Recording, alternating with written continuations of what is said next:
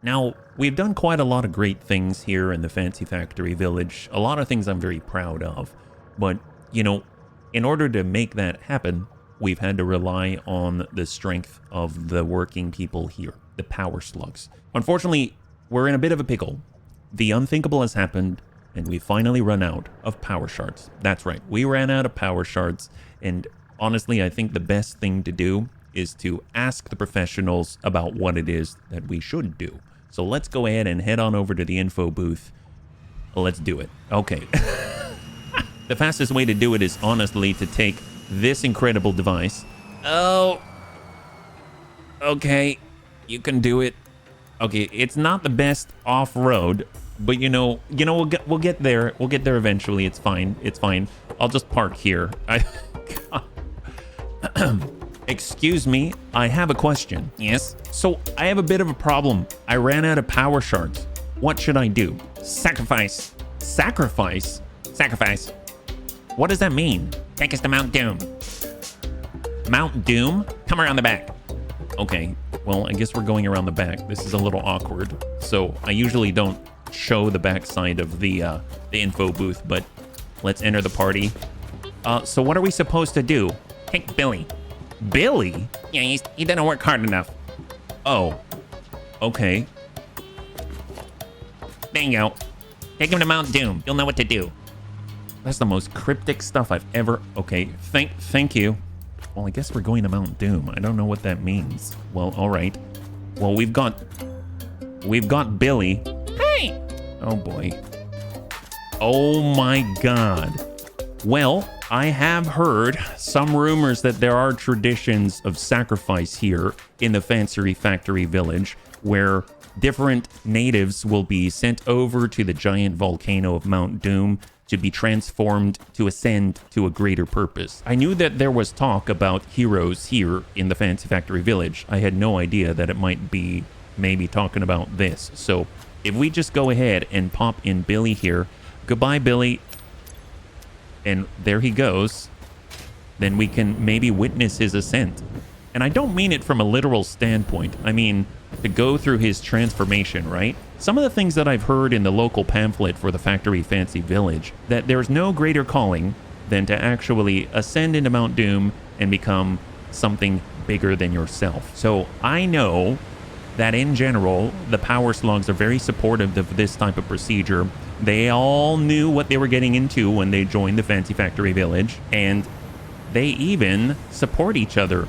So you can see one small step for slug kind. Good job. There goes Billy. He's determined as ever. Oh my goodness. And you got this. There we go. Well, maybe we'll stick with him on this one. And Billy will head on up and ascend. And we'll follow him to the best of our ability, but he was built for this. We're not. And there he is. You are this town's hero. Thank you for your sacrifice. You can see the smoke up there. My God, it's intimidating. And then down he goes along the side for the greater good. I believe in you, Billy. You've got this. You're doing a good job. Holy crap. Impressive. Look at that bravery. My God. And I don't know what he's doing in there. He must be doing a Kamehameha or something like that. And next thing you know, in the fiery, burning center of the volcano, out comes the power shard. My God. Wow. What an incredible guy. All right. Well, let's go and grab that. Thanks, Billy. Okay. So from afar, this thing looks impressive. This is Mount Doom. Now, the thing is, I don't usually do this, and we probably need to keep it a secret, but let me show you a little bit about how Mount Doom works inside. So you'll see that it is shaped a bit like a volcano, and in fact it does have the burning magma inside, and maybe a little bit of smoke and intimidation on the top. But you're probably wondering, my gosh, how could that ever be the case? Well, let's head on around the corner and we'll see what Mount Doom is like inside. Welcome to the backstage of Mount Doom. So you can see where Billy came on down. He went into this constructor and was turned into a power shard and sent out to the front. We've got some cleverly placed signs in order to block the view so the other slugs don't know what's inside. We've also got a liquid biofuel refinery, which is pumping out all of the Volcano steam right there. And it is moving at 1% speed, so as slowly as possible to keep that burn going as long as it can. In order for it to go, it needs some packaged water because unfortunately the waterfall apparently doesn't count as a water source for the water extractor. So we're feeding it packaged water in charges, packaged H2O here, and then it's being actually sent on over and then turned into liquid biofuel. So that's pretty darn excellent. So overall, a pretty neat setup. We're using the floodlights up here to project onto the ceiling where everything is glass. And then over on the edge right here, we actually have a light control panel, and the light control panel is set to intense red. That's how this works. I'm actually interested because this is what we came up with, but I couldn't really figure out how to do it any differently. Let's go outside for a second. Yeah, it's a little bit loud in here.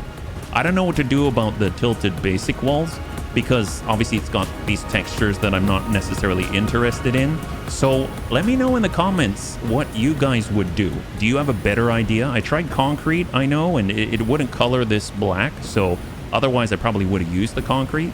But overall, I really do like Mount Doom. It's really pretty awesome. And better yet, now we've got power shards. So we've resolved our issue. So now there are other things that I'd like to share with you.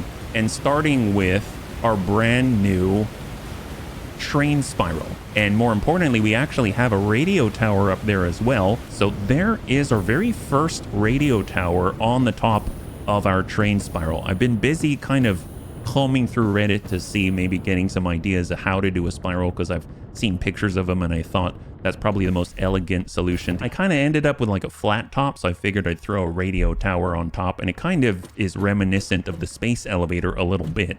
Now we can go all the way to the top of the radar tower, which I think is actually pretty ingeniously designed. You kind of go up one ladder, you go around on the scaffolding, you go up another ladder, you get to the very top. I don't know if it's necessary to do that, but I think it's a pretty cool design that they've got going on. And then you've got your last one here, almost like No Man's Sky, going up 3 sets of ladders for like a communications tower.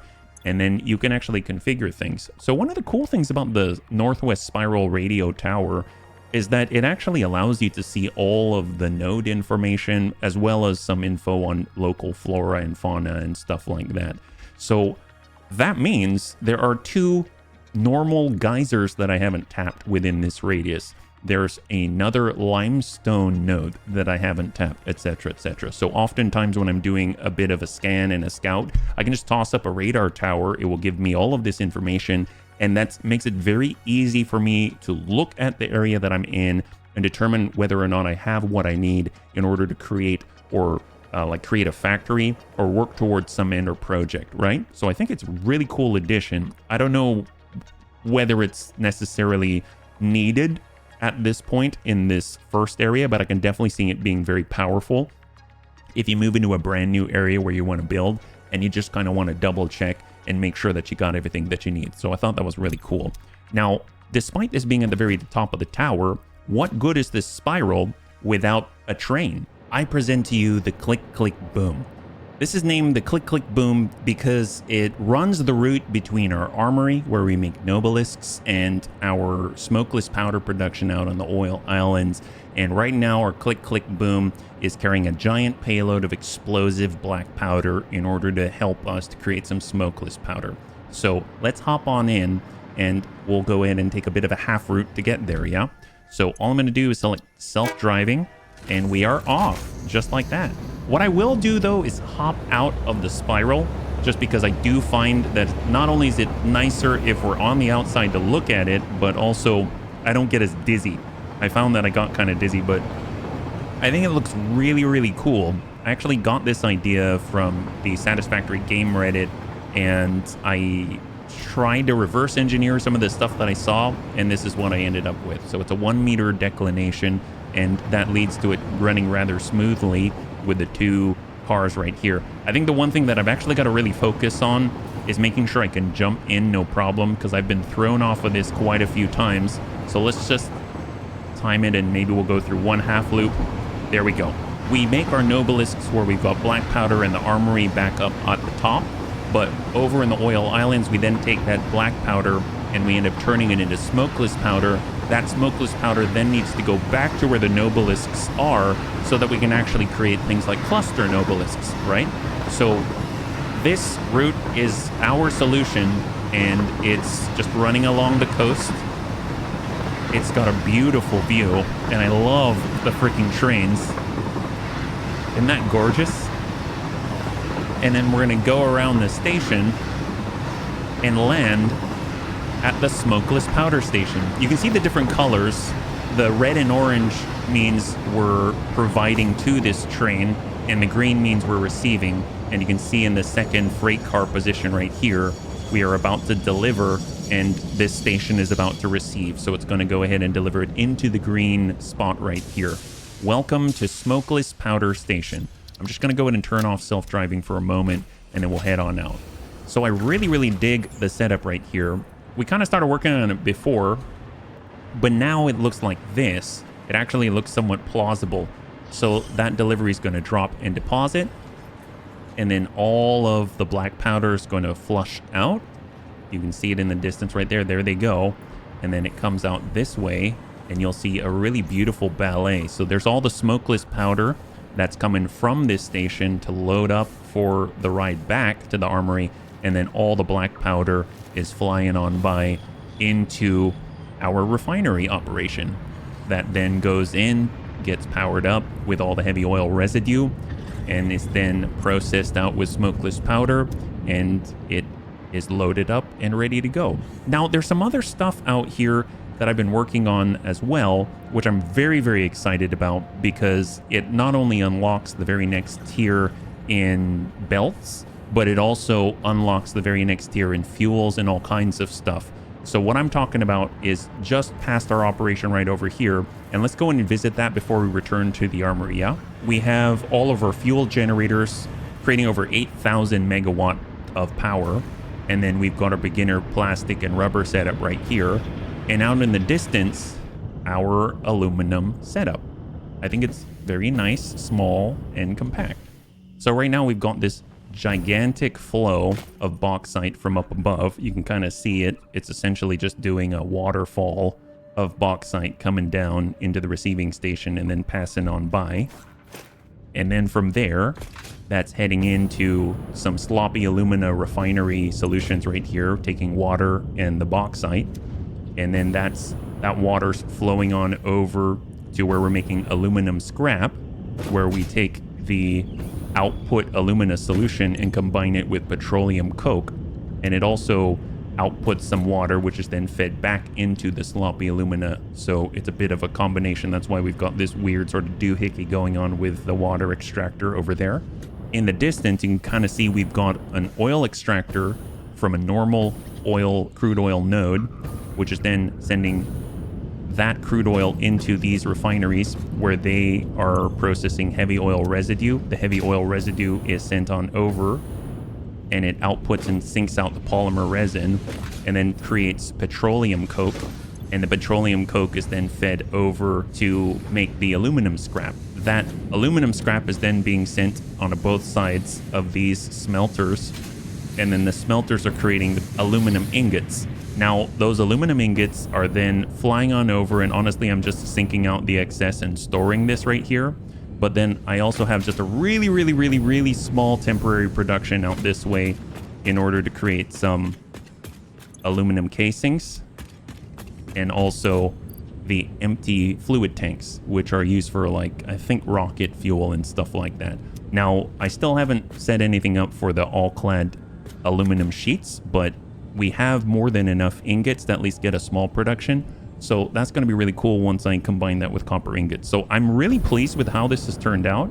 It actually has a 100% efficiency rating, at least on average. So I dig it. And the cool thing is you need alclad aluminum sheets in order to make the Mark V conveyor belts. So I'm really excited about that, because that's a 780 per minute throughput. So that's excellent. Out in the distance, I'm also creating some fuel, because one of the things that I really want to mess with are drones. So yes, we just started up with trains. I'm already thinking about drones. Drones, I hear, are really good for small, like transferring small individual packages of one type of good over to another place. So what I've done now that we've unlocked blenders is I've essentially duplicated our fuel setup down here for our fuel generators, except now I'm using the diluted fuel instead of packaged diluted fuel, and it's being sent into a blender, which is then being packaged, and then I'm basically stacking up and preparing to have a bunch of regular fuel all set so that we can actually utilize some drones. Because what I was thinking is we could use the fuel for this for the drones. The drones could then help us to do sort of like spot deliveries of very specific items in small quantities, and then that's going to take care of a lot. So actually what I've done right now, we can set up our very first drone port so that we can have a fuel delivery system here. So let's go ahead and break this up, and I'll get rid of the smart splitter for overflow, and then I'm going to build us our first here drone port. So this thing is huge. It looks like a little aircraft carrier or something like that. So if I just place that down and we hook things up, you can see that now I think, oh, we just need power. Okay, we need power. There we go. So now it's sending the fuel into the fuel port, and we're stacking up fuel to deliver, and then we can basically call this the Oil Islands Fuel Delivery System. And that's what this port will be, because some other places they may not have access to any fuel, and this drone in theory can go ahead and pick up fuel and deliver it out to another location, let's say. So we'll just have that in the pocket for now, and then we'll like come back to it. So now that that's there, let's go back to the armory and let's take a look at what we got going on over there. So we just picked up a load of smokeless powder. You can see it on the back there on the click click boom. So now we actually get to see the full route, right? So let's go ahead and get on in. We'll swap over. I'm just going to do a one-way trip back over to the armory like so. We'll save, and then we'll turn on self-driving, and off we go. So I really like this setup. I think the only thing I'd like to change is to actually have two parallel lanes so that we can have a dedicated, like, moving in one direction, moving in another, and that'll allow us to have multiple trains moving back and forth. But since this was our very first train route out here towards our fancy factory village, I figured one rail is a lot easier to work out the kinks of how to do this, and now I think we've got a pretty good basis in order to expand even further. But you can see the waterfall of bauxite from above, our aluminum ingot set up on the water side out there on the waterfront, and then we're going to pass on up, come around the curve. On the right side is where we ended up clearing out a bunch of spiders and poison with our cluster bombs the other episode, and then we're going to head up to the spiral, and you can even see Mount Doom in the distance. Mount Doom is awesome. Now, my wife helped me out with that one. She was a total gem. She actually came in on a multiplayer excursion with me. Let me hop out for a second just so that we don't get dizzy, and you can actually see this as we talk. But yeah, my wife came in. We had our first multiplayer session. She helped me out with Mount Doom, and she learned how to put out signs, and she asked questions about lights and everything. It was glorious. So I couldn't have asked for better help, honestly. And God, it looks so freaking cool. And I love the fact that it is just two freight cars, but each freight car is dedicated to one thing, right? One thing I actually noticed in some of the stations, you can actually designate which things that you can pick up. So in theory, I think it should be possible to have a mixed supply of goods in one station, and a train can go by and only pick up one specific item. So let's try and get this right. There we go. Great.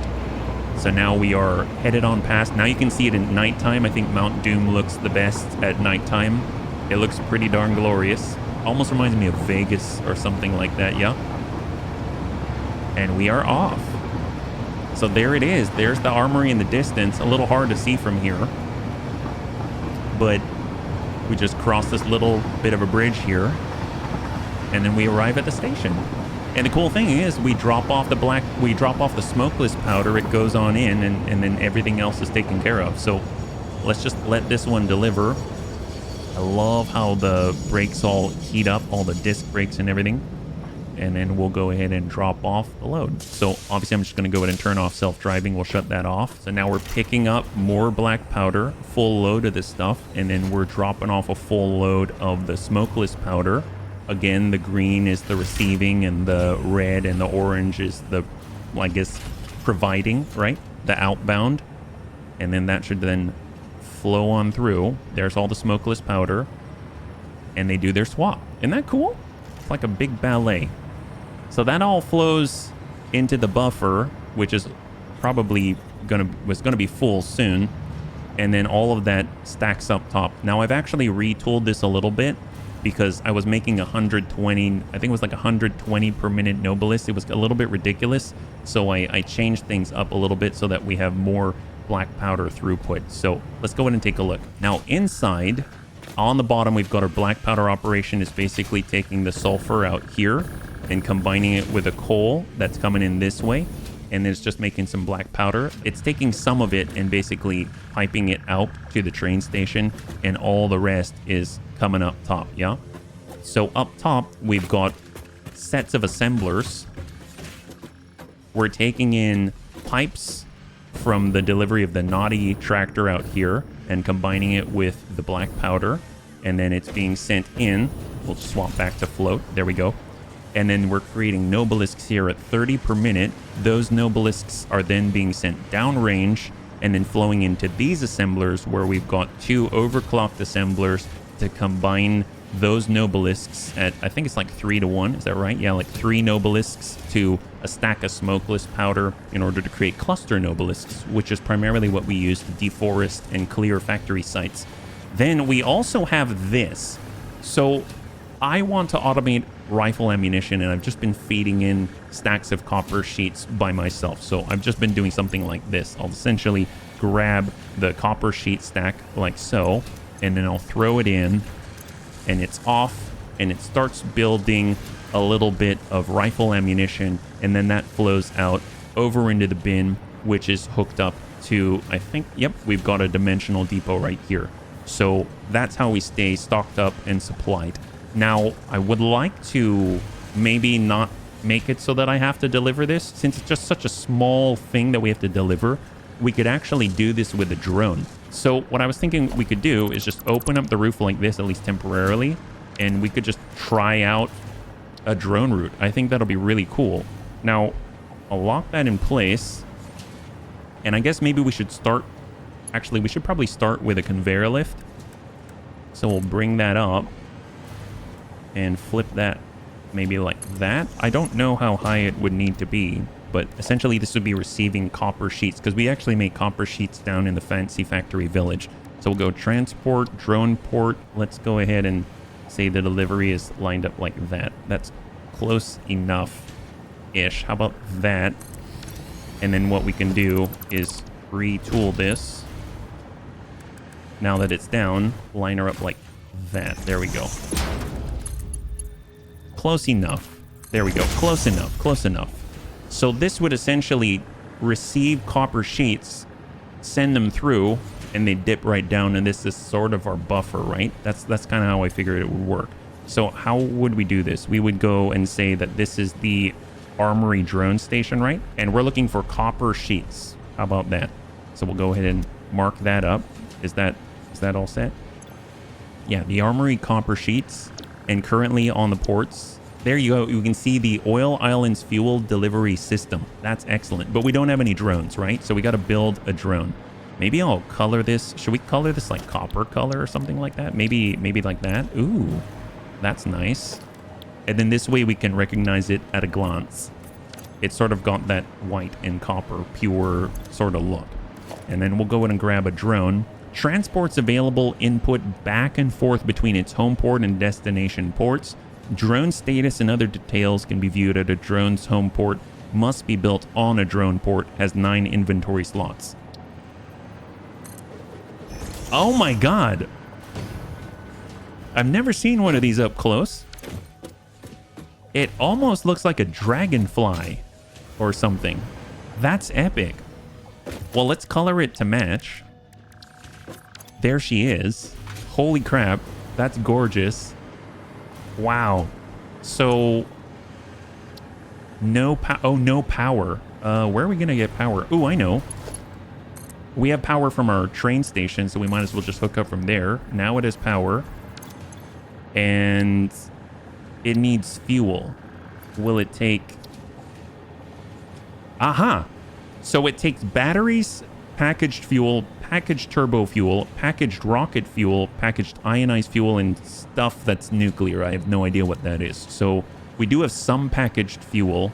I actually have some packaged turbo fuel as well that I think I have stored that I picked up. There we go. So we can actually grab some packaged turbo fuel and toss that in. So we'll do that.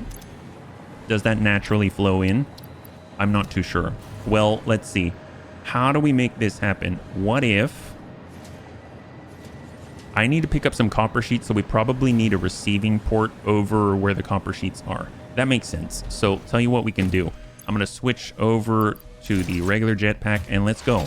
So we're going to head on over to the Fancy Factory Village and we'll get a receiving port so that we can pipe in some copper sheets. And then this drone will be able to follow back up top. Fortunately, it's not too far away. So, you know, hopefully we're not going to run out of fuel. And if we would have a fuel issue, we can always call in the other drone, I think, in order to deliver fuel to us. I don't know if that's going to work, but that's how I'd imagine it to work. So it's still kind of a temp situation out here at Coppertown.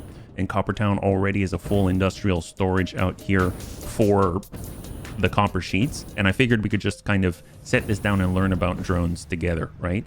Because I'm really, really excited about all the transportation opportunities that are provided. So now we just need to... Maybe I'll just put hold and then we'll swap. I guess I should be floating. That makes it a lot easier. Then I'm not in the way because you always get that player in the way message. So there it is. We'll do that. This thing is huge. I would definitely need to build around this, I think. So we'll kind of hook that up and there go the copper sheets. So we'll just speed this up a little bit. Like, oops, hello. Like so. And there we go. So, oh, and then this needs power as well. We'll just hook it up to that lamp. Why not? Oh, are these cables going to get in the way? I don't know. Maybe the drone will figure it out, right? The drone will figure it out. So we'll call this one Fancy Factory Village Outbound, like that. And we'll say enter. There we go. So now it's filling up with copper sheets. It has quite a few slots. It seems like the drone, they said that it's got 9 slots, right? So maybe we can set up a route.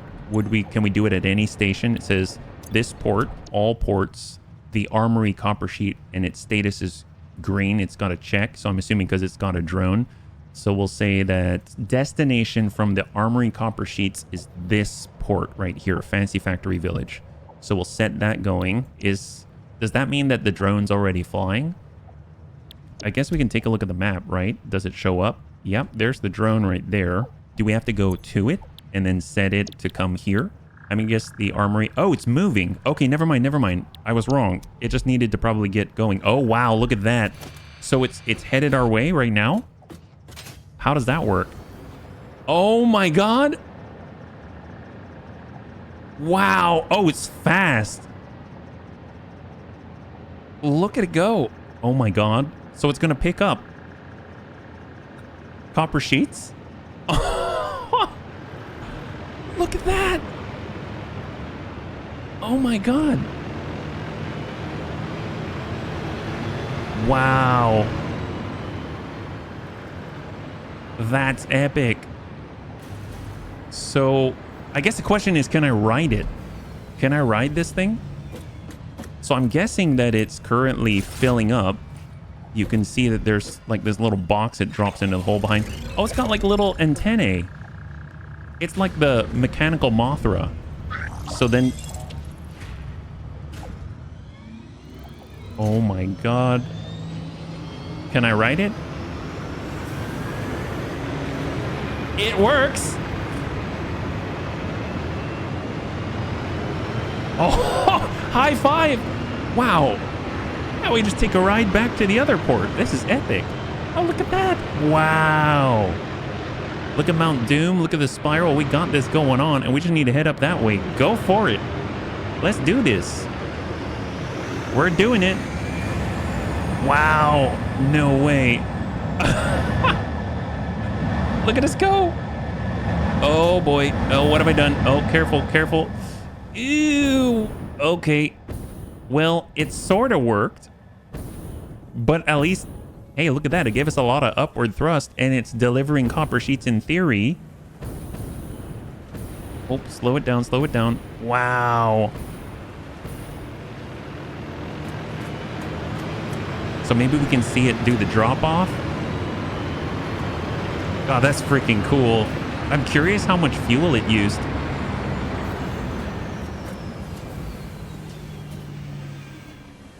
And then it detaches the box, drops that off.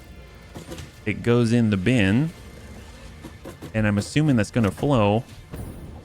There it is. High five. That's what we're talking about. We should probably stop this from going again. I don't know how to do that. Oh no. This port, Fancy Factory Village, no port, no port, no port. Stop, stop. We don't need that. There's a very low throughput of copper sheets here. How many copper? Oh. Is it coming back? Okay, maybe it's going to do one more run. Fortunately, there's a bit of storage space in here. Oh, well, she's off. Okay, there she goes. All right, it's fine. It's fine. But more importantly, look at this. Now it's feeding our assembler. It only takes 15 per minute, and it's pumping out rifle ammunition. That's freaking epic. Holy crap. Well, I'm curious. Obviously, if we look at the drone right now... Oop, glass roof. If we look at the drone port right now, it's low on fuel. So can we tell the drone... Oh, we don't... Do we have another drone? I never built a drone on the other place. Ew, I never built a drone on the other side. Because I'm curious if I can actually get that other drone to deliver fuel to all of the drone ports, and then that will fuel the other drone. You know what I'm saying? So let's head on back, and we'll go ahead and take a look. Fortunately, we've got a train to take us back to the oil islands, and let's see if we can make that work. Gosh, this is so cool. I have to say, things are really shaping up right now. I've actually even set the basis for the heavy modular frame temp setup out there as well. So I thought if we had enough time, we might be able to take a look at that and maybe even do a little more of the building. We probably won't finish it, but we'll at least be able to kind of get an idea of how that might turn out, right? So we're heading on back over to the oil islands. We're going to drop off some black powder, but more importantly, we're going to make ourselves another drone. So the drone over on the oil islands will be our fuel delivery drone, and we'll see how this works, and we'll see maybe we can make it so that it can continuously move on its own. Now, I've been kind of doing like one-way trips for the train or one-way trips for the drone, but in theory, they could run on their own as long as we have the necessary throughput or syncing and stuff like that. So maybe I should actually color this one like yellow and black. Yeah, kind of like a safety color. So we'll go with customizer, we'll say yellow and black like that, and then we'll go and build another drone, and then we'll color that one to match it, like so. There we go. And then we know this is going to be the fuel drone. So if we are here, it looks like outgoing, we've got a bunch of fuel stacking up. It already has fuel for it. And then we can say this port needs to go to... Will it refuel the armory? Let's refuel the Fancy Factory Village. So does that mean that this drone is going to take a load of fuel? Outgoing, incoming. I actually don't know what it has in it, because right now all of our outgoing is here. I'm so confused. I think it's going to grab copper sheets. I don't need the copper sheets. I mean, we're just going to steal copper sheets. Well, that's all right. I guess we'll find out. If we look at our map right now, is it already over there? Yeah, it made it. It's there. So I'm assuming it's picking up copper sheets, actually. That's not quite what I was looking for. The drone should be back on its way. So let's see what it's bringing. I bet it brought a bunch of copper sheets, and there it is. So maybe we'll tell it to stop so it doesn't keep bringing copper sheets if that's what it's doing. We'll say no port.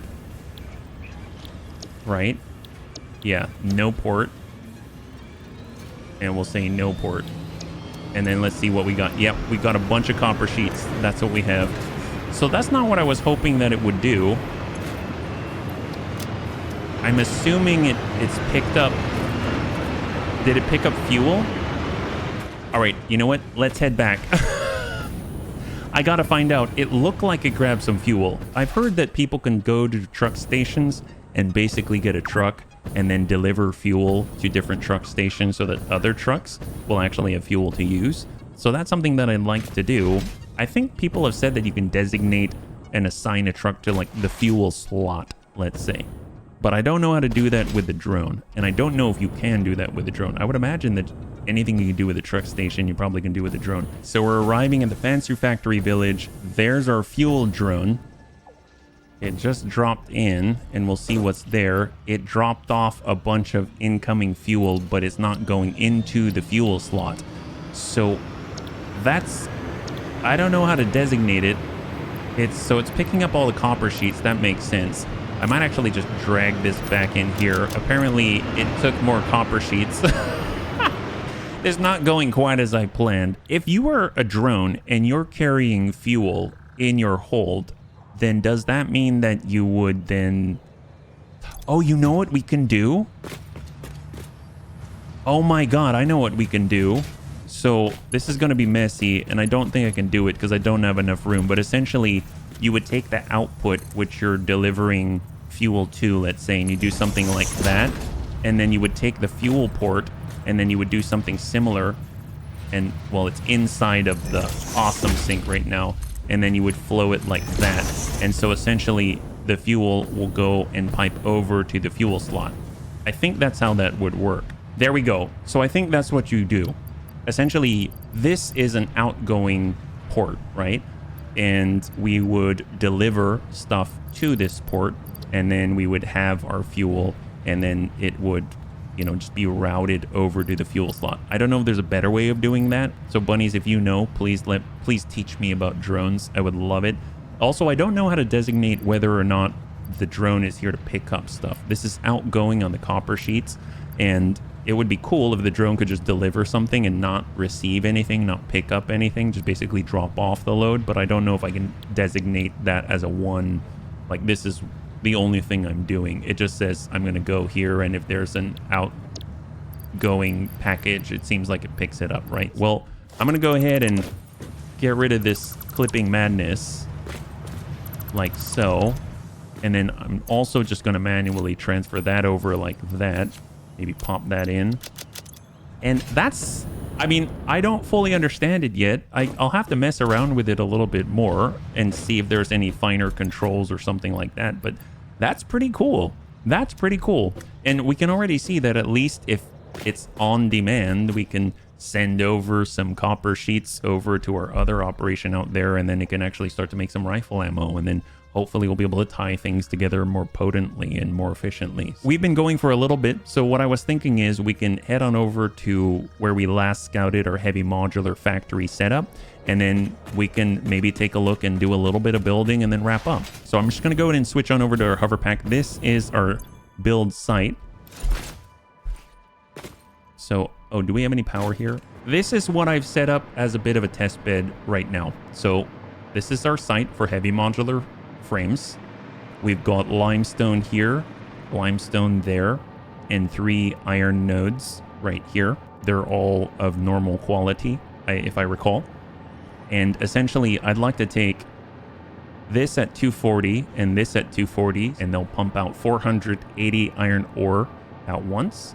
And then we'll have one of the limestone nodes pumping out at 180 per minute.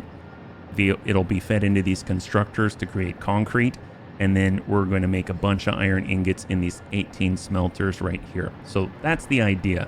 Now, I've set this little board up just to help with height. So essentially it's like 1, 2, 3, 4, 1, 2, 3, 4, etc., etc. And then that way we're always moving in sets of 4.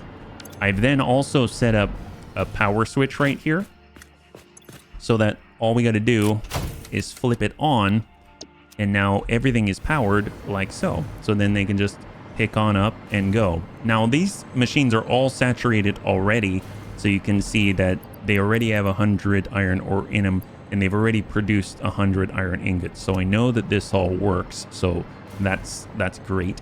Now I think the next step is we need to take those iron ingots. I wrote it down on the side here, so I'm going to look over at the other screen. We're going to need to take those iron ingots and turn them into rods, wires, iron plates, and iron pipes. And then we'll combine the pipes with the concrete for encased industrial pipe. We have the alternate recipe called heavy encased frame, which takes in modular frames, encased industrial beams, steel pipe, and concrete, notably leaving out screws. So this can all be done from just iron and concrete. So that's going to be really great.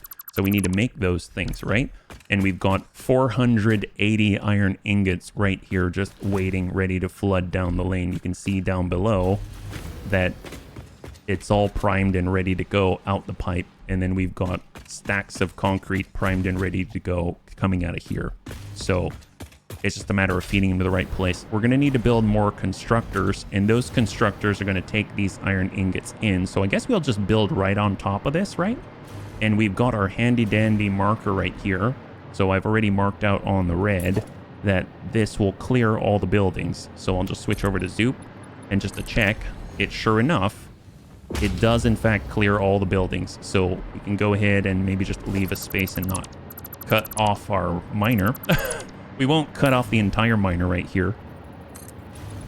And then we'll zoop that out, and we'll just have the constructors on top of the smelters. So I'm going to need 12 constructors. I'll build 6 and 6 on both sides. Right now, I just want to double check where the center is. So that means that we've got all of the iron ingots coming around out somewhere over here. So I'll go ahead and I'll place the constructor like maybe temporarily like so, and then we'll just check everything underneath. It looks like it's actually here. It's here. So this can come out and go up. And that is perfect. That's perfect. So it's 1, 2, 3, 4, 5, and 6 is the very edge. Well, actually, let's try it like that. We'll have that already be the 6. Maybe we can route it out a little bit farther, and then that way it'll fit, yeah? 4, 5. Oops. Cut that out there. We'll get a little bit higher, and then we'll go and 6. Perfect. And then we'll just cover that up. Although now that I'm thinking about it, this should be the logistics floor. You know what? Doesn't matter. Maybe we can just have it. I've been building with a logistic floor in mind. That's why it looks relatively clean, which I do like. We could have it out in the open for this one. I mean, I'm not against it. I mean, that might keep it more compact, but I don't know. Let's pipe it up, and then we'll see how that flows. We could have it come from above. That might be kind of cool, actually. So now we just have to figure out what each of these do, right? So we need iron rods. That'll take iron ingots. We need 3 of these.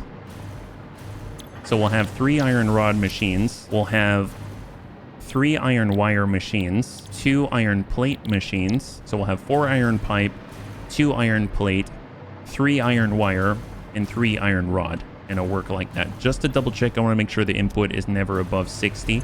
We've got 15, we've got 12.5, we have 100, so, okay. I guess it will take in more. Oh, nope. Oh, yeah, no. That's what it is. 100 per minute, 100 per minute. So we'll just kind of play it safe, and I'm going to go the full Mark IV like this, and then we'll receive just on the first 2, and then we'll see how this lines up, right? I think that's in alignment. It is, in fact, in alignment. That's very gratifying to see. And then I'll go ahead and take smart splitters, and then we'll stack them, and then we can attach it to make sure it works, right? So I'll go 4 and drop her down. You hear the click, although it looks that's okay. That's okay. Yeah, now that I'm looking at it, see how it's clipping through here? we can get away with it otherwise by starting with the constructor side and then turning it around, and that looks a lot nicer. So I think I'm going to start by selecting the constructor side first and then attaching to the splitter, because then it doesn't clip through the constructor. I didn't really look at that one too closely until now, and I absolutely want to do that just because it offends my aesthetic sense, let's say. And the last one, there we go. So now we've got all of these hooked up. We just got to pass this down the mid lane. And the big thing is we need to also configure the smart splitters, because they start out with just any in the middle, right? So iron ingots to both sides is the idea. So we'll go iron ingot to one side, and then we'll have iron ingot to the other side, and then we'll say overflow down the lane, and we'll copy that and paste it all the way through. And the reason why I'm doing that is just because that allows the machines to come on in sequence, as opposed to, you know, maybe splitting it out and extending the pane, so to speak, as you wait for things to power up. So they'll operate at full capacity. So now they need power. I guess one thing that we could do, at least in the meantime, should we do it? Should we do it just off the bat? Like right from the get-go? Do we have more? Yeah, we have more space to work with here. So what we can do is just cover this up like so. I was worried that I wasn't leaving enough space on this side, and then we can place the floor hole in there like that, bump that through, and then we'll cut this off, and then we'll be able to actually attach it through that floor hole. There it is. And I'll take that Mark IV, direct it at the next one down below, and then take the Mark IV and hook it up. There we go. So that should flow now. There it is. Perfect. So it's going through 2 sets of conveyor floor holes. It's piping on up to 6 different constructors with 4 different recipes. 3, 3, 2, and 4, like that. What I've been doing here is been using the beam method. So you can see that I've been putting the beam along and over, and then hooking up all of the machines that way. So I'm just going to stay consistent. So I'll go over and I'll place the painted beam. We just need to find, there's the outlet bit, and I'll just place it right behind it. Maybe like that. And then we'll just run this across. Grab the end and extend it. I think that's about right. And then we'll drop that down and then see what that looks like. Yep, not clipping with anything. That's perfect. And then we'll just run it across. Run it down. And then run it right behind, just like that. And then we'll have to do a little bit of an extension on the same side. But once you got one side down, it makes the rest of it rather simple, because you can just extend off of what you've already done and you know it lines up. And then we'll just drop that down. Perfect. And then we can just cap off the edges with these beam connectors. So all corners have a beam connector, and it stops all that Z fighting. Just pop this on the corner. Pop that on the corner. And there we go. We've got our beam set up. Take a look at that. So let's go ahead and wire it up. Let's kind of place one, let's say, center with the machine right here. Okay, excellent. And then we just hook them all together. And then that way we've got one point of entry for the power. And then when we know that if we hook up to anything, it's going to hook up to everything, right? Actually, one thing that I have been doing is I've been using the double wall outlets, kind of like that. Grab one on the edge here, and I'll grab one on the edge, and I'll do the same on the opposite side. Like that. And then I'm going to hook up to the bottom. And I'll do a little bit of the same here. And the nice thing is, if we hook up the top, I find that this drapes and suspends into, I don't really see it too much. I guess you could have it draped down the bottom, but it just sort of I mean, it clips a bit, but it sort of just disappears. So now all of this is all hooked up in one giant rectangular box. We just got to hook it up to a source of power. At least for now, what we could do is just take one of these points right here, put a pole, and then hook that up there. We know it's obvious, it stands out right there, and now it's going to flow. So at least it's going to help us to load these machines. So you can see that it's all going in here, it's all going to the right, and until these are both full, it's not going to flow through. But the moment it's done, it's going pretty rapidly, so actually help it along like that. And then we're going to have everything moving to the right now at 480, and then all of a sudden she's free and she moves to the next set. So they're going to come online little by little, right? And you can kind of see it like a progress bar, which I like. You've got the greens, and it's just going to stay starved in yellow until those are at full operating, you know, capacity. Obviously this is going to stall out because we don't have an output designated, but that works out pretty nicely. And if I did need to walk under, there's actually room to walk under like that. That's really cool. So obviously I'm not really utilizing a logistics floor, but this works too. So I think that's a pretty neat start.